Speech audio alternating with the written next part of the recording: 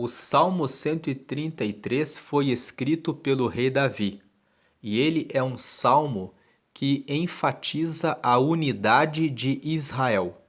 Quando você vai no texto original da Bíblia, que é o texto massorético, o título desse salmo diz assim: Cântico de Davi, ponto, cântico de romagem. Então, você vê no título que é um cântico de Davi. Ele foi escrito pelo rei Davi e está escrito assim: Cântico de Davi, ponto, cântico de romagem. Significa que ele é um cântico que faz parte dos cânticos de peregrinação. O que são os cânticos de peregrinação? São os cânticos que vai do Salmo 120 até o Salmo 134. Todos esses 15 salmos fazem parte de um grupo chamado Cânticos de Peregrinação. Esses salmos são chamados de cânticos de peregrinação porque o povo de Israel, quando fazem 3 festas anuais, se reúnem em Jerusalém. A festa que é da Páscoa, a festa de Pentecostes e a festa dos Tabernáculos. Essas festas são comemoradas todos os anos num tempo específico. E o povo vem de todas as partes de Israel para a cidade de Jerusalém para adorar a Deus. E, de acordo com os estudos, Davi escreveu esse salmo com a finalidade de destacar a importância da unidade. Nós sabemos que quando você estuda a história do rei Davi, ele reinou, logo que o rei Saul morreu, ele reinou em Hebrom durante 2 anos. Aí, durante algum tempo, Isbosete ficou reinando em outra parte de Israel por algum tempo, até que ele foi tirado e aí carregaram Davi até Jerusalém e ele passou a reinar sobre todo o povo de Israel. E como você sabe, Israel é formada por 12 tribos, que são os 12 filhos de Jacó. Então, quando ele assume o trono, ele escreveu esse salmo. Existe aqui esse contexto que Davi, o foco desse salmo 133 é trazer a unidade entre os irmãos. E ele exalta a ideia de que Deus vai estar conosco. Ele vai derramar a sua bênção quando nós estivermos em harmonia, quando nós estivermos reunidos.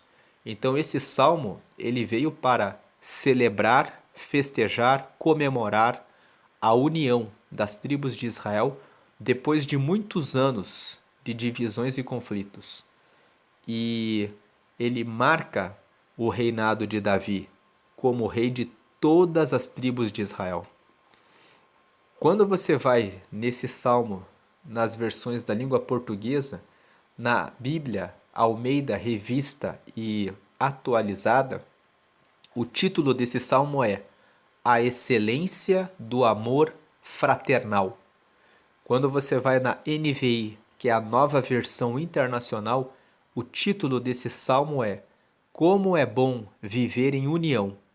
Quando você vai na nova tradução na linguagem de hoje, o título desse salmo é A Felicidade de Viver em União. Então, esse salmo, ele destaca a questão da união. E esse salmo se divide em 3 partes. Ele é um salmo curto, como você pode ver na tela. Ele só tem 3 versículos e cada um desses versículos traz uma parte desse salmo. A estrutura é 3 partes. Primeira parte é a bênção da unidade, versículo 1. Ó, quão bom e quão suave é que os irmãos vivam em união. Então, aqui nessa primeira parte, ele está destacando que é muito bom que exista união, que é muito bom que exista comunhão, que é muito bom que as pessoas vivam em harmonia, que é muito bom que as pessoas tenham unidade. O povo de Israel precisa estar unido, precisa ter o mesmo pensamento, o mesmo direcionamento. Jesus uma vez disse que uma casa dividida acaba sendo destruída. mas uma casa em que todos estão falando a mesma língua, em que todos estão reunidos no mesmo propósito, é uma casa que prospera. Esse versículo 1 nos traz uma aplicação prática. Qual é a aplicação prática? Tem muitas pessoas que atualmente estão vivendo sem igreja. Estão dizendo: eu não quero estar na igreja porque na igreja existem só hipócritas. Mas a verdade é que dentro da igreja estão pessoas que estão tentando vencer. Então você pode procurar uma comunidade onde você encontre pessoas comprometidas com o reino de Deus. É importante que você esteja com outros cristãos, para que vocês se encorajem uns aos outros, para que vocês se ajudem, para que vocês cresçam juntos, porque Deus está na união, na comunhão. Então esse salmo ele encoraja a que você busque harmonia entre os irmãos e que você vença as divisões. E esse salmo também ensina uma segunda coisa. Se a união é algo que Deus ama, então nós devemos incentivar a união.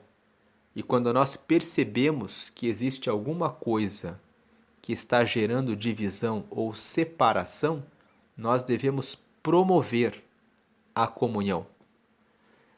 Agora, a segunda parte desse salmo, ele faz uma comparação, que a união é comparada com o óleo da unção. Quando você tem a comunhão, ela é como óleo precioso sobre a cabeça, que desce sobre a barba de Arão e que desce a orla das suas vestes. Para entender esse versículo 2, nós temos que entender quem era Arão. Arão era irmão de Moisés e ele era sacerdote que Deus ungiu para liderar o povo de Israel. Deus mandou que Moisés ungisse Arão para ser o sumo sacerdote do povo de Israel. Então, Arão representa aquele que lidera todo o povo e que tem o propósito de unir toda a nação. E a segunda coisa que nós precisamos entender é que quando Arão foi consagrado sumo sacerdote, Deus preparou toda uma roupa especial que ele deveria usar. E Deus preparou essa roupa e Moisés colocou essa roupa em Arão. E essa roupa, quando o Arão usava, ele usava para entrar em comunhão com Deus. Então ele está dizendo o seguinte: quando o povo está unido, é a mesma coisa que acontece quando Moisés pegou o óleo da unção e derramou sobre a cabeça de Arão, e aquele óleo escorreu na cabeça dele, passou pela barba e foi até a orla, até a ponta do vestido no chão. Em outras palavras, quando o óleo foi derramado, Deus falou: estou derramando a minha presença, que vai cair sobre Arão da ponta da cabeça até a planta dos pés. Ele vai ser totalmente consagrado, ele vai ser totalmente ungido quando ele estiver com essa roupa, quando ele estiver com essas vestes. Então, o que o versículo 2 está dizendo é: a presença de Deus, o óleo da unção, vai ser derramado quando a igreja estiver unida, quando todos estiverem de ponta a ponta unidos. Deus vai fazer da mesma forma como Deus derramou a presença dele em Arão para liderar o seu povo, para estar com eles, para acompanhá-los, estar com eles. Deus vai estar com vocês da mesma forma, com a unção plena, se vocês estiverem unidos. Isso tem uma aplicação prática, que nós conseguimos o favor de Deus quando nós prestamos atenção na união. E a última parte desse salmo é o versículo 3, que compara a unidade com o orvalho de Hermon. Versículo 3: como o orvalho do Hermon que desce sobre os montes de Sião, porque ali o Senhor ordena a bênção e a vida para sempre. Ele está fazendo uma comparação que quando você vai para o Monte Hermon, nesse lugar existe orvalho, nesse lugar existe frescor, porque aquela região, em termos geográficos, muitas vezes fica muito quente, mas ali no Monte Hermon desce o orvalho. Então eles sentem assim alívio, eles se sentem conforto na questão da temperatura, na questão do clima. Então ele está dizendo, quando você tem união, você também tem frescor, você tem uma sensação agradável. Da mesma forma como quando você vai no Monte Hermon, ali nas regiões dos montes de Sião, e você sente que naquele local é um local agradável, porque ali o Senhor ordena a bênção e a vida para sempre. Ele está falando que a união traz vida, traz frescor. E tem um outro ponto: onde cai orvalho, existe água, existe no meio do deserto, existem algumas plantas, alguns tipos de vegetação que consegue crescer ali. Então ele está falando de fertilidade. Está falando que tem frescor, que tem vida e tem fertilidade, vai ter vida. Podemos aplicar isso na vida prática que igrejas onde não existe união, onde os líderes, os pastores e os irmãos e as irmãs vivem o tempo todo em discussão, não existe vida. Não existe frescor, não existe fertilidade, não tem como uma igreja crescer onde existe divisão, onde existe separação. Então esse salmo, ele fala sobre a bênção de Deus onde existe união e sobre a importância da unidade, a importância de você viver em comunhão com as pessoas. E esse Salmo 133, ele traz uma ideia também de que até como família nós precisamos ter união.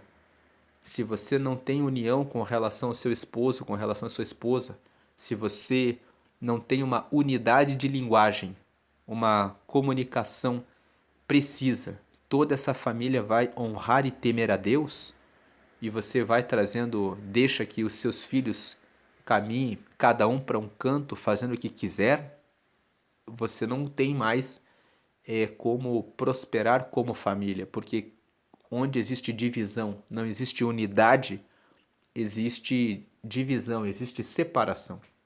Então esse Salmo 133 fala a respeito disso.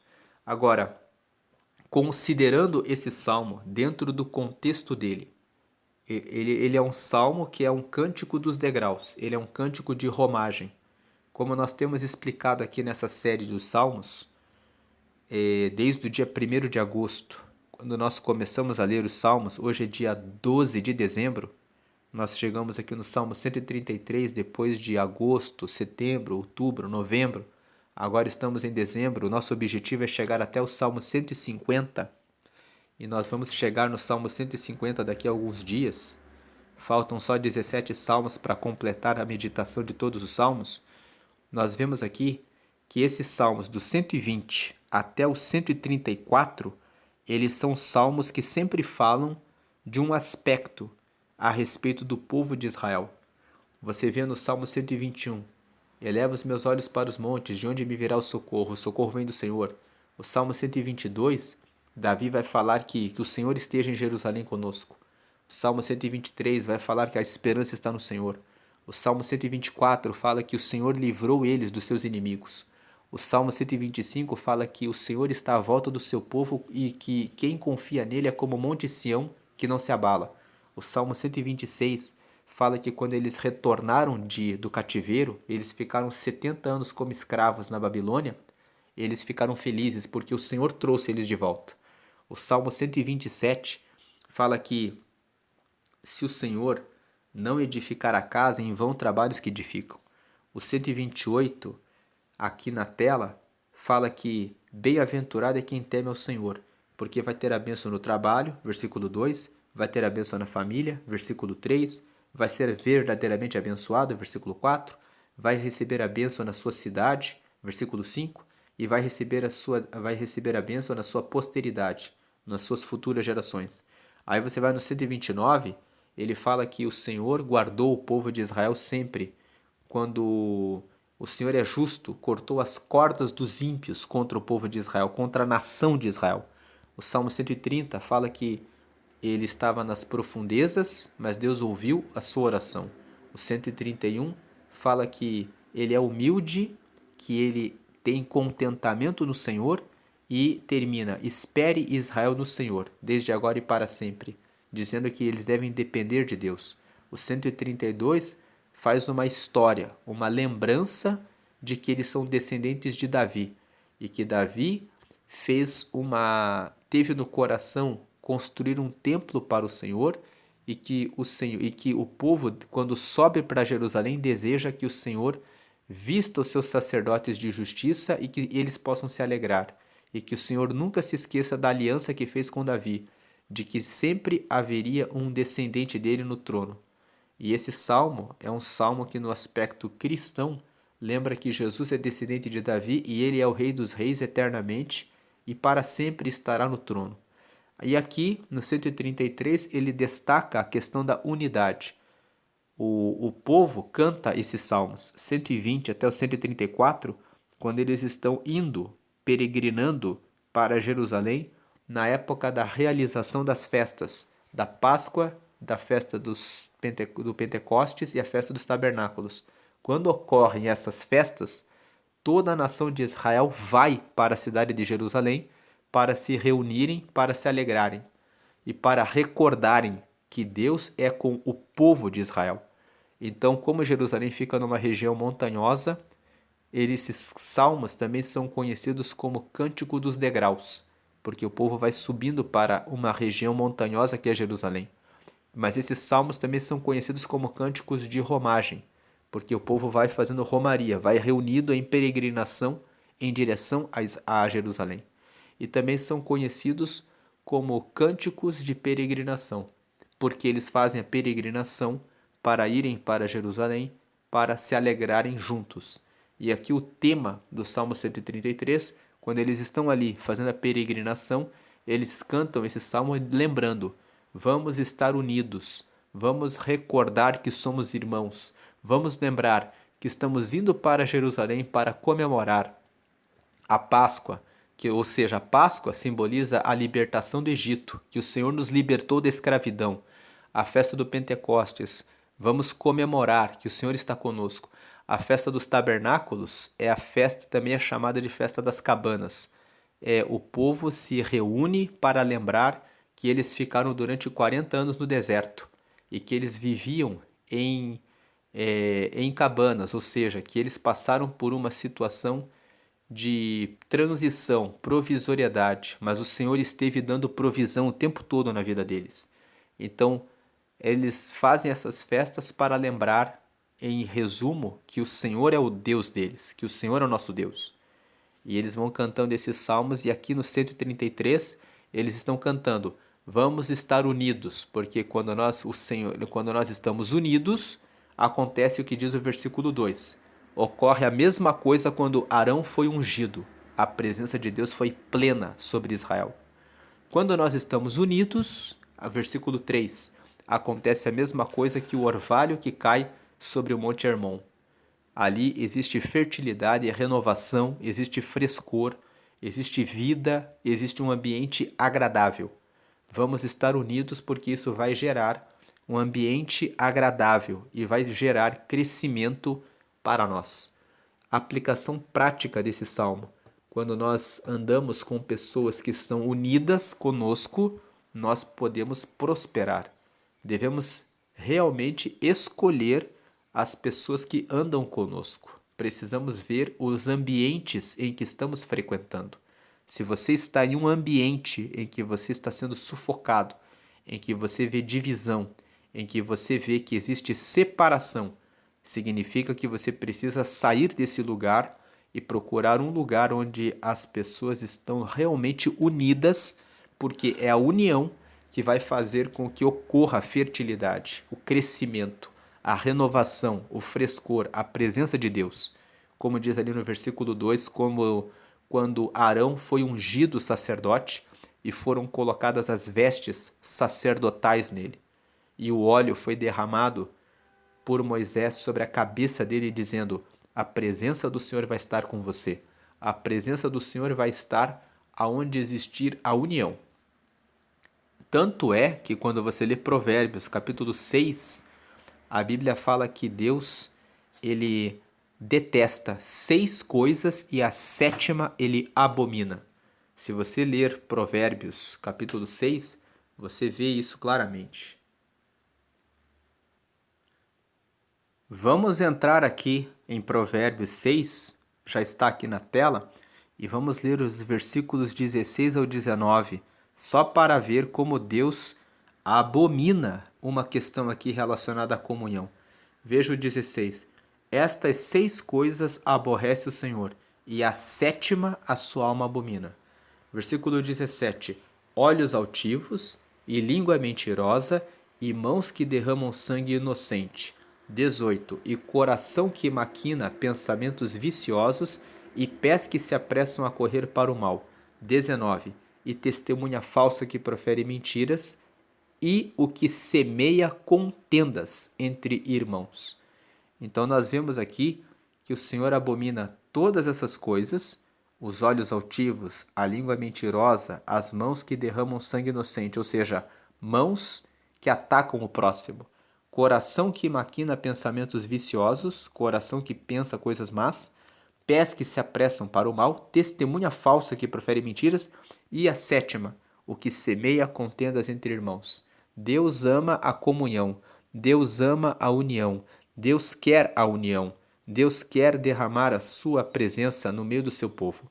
Mas aquele que semeia, a pessoa que vai lá e fica criando divisão, contenda, mentira, difamação, calúnia, fala mal de um pelas costas, fala mal do outro, Deus abomina quem faz isso.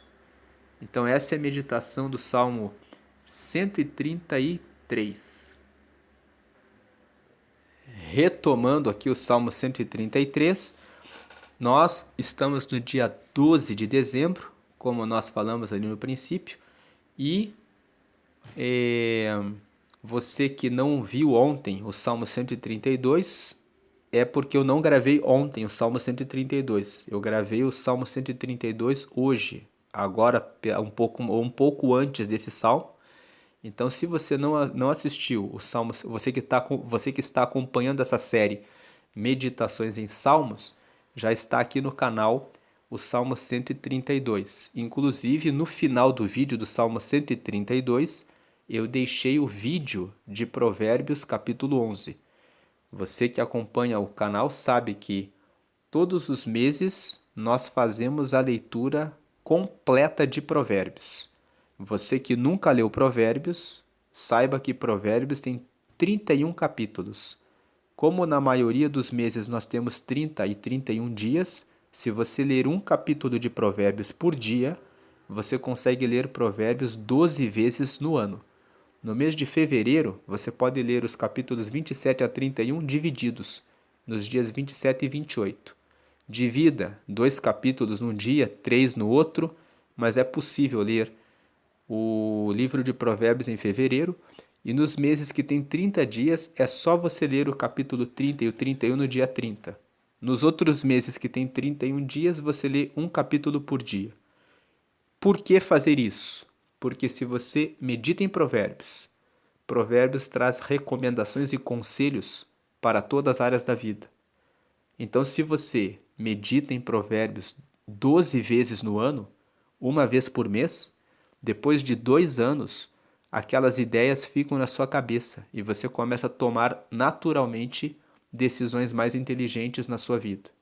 Agora, se você faz isso por 5 anos, todos os meses lendo e aplicando Provérbios, não tem como não prosperar. Você prospera em todas as áreas da sua vida. Então é por essa razão que nós lemos Provérbios. Leia Provérbios sempre. Em 2 anos você toma decisões mais inteligentes e em 5 anos você vai prosperar, vai ter uma vida mais rica. Ter vida rica não é só dinheiro, é vida espiritual, é vida conjugal, é como pai, como mãe, como profissional. Você vai receber prosperidade, riqueza, quando você medita e estuda Provérbios por 5 anos, todos os meses realizando a leitura de Provérbios.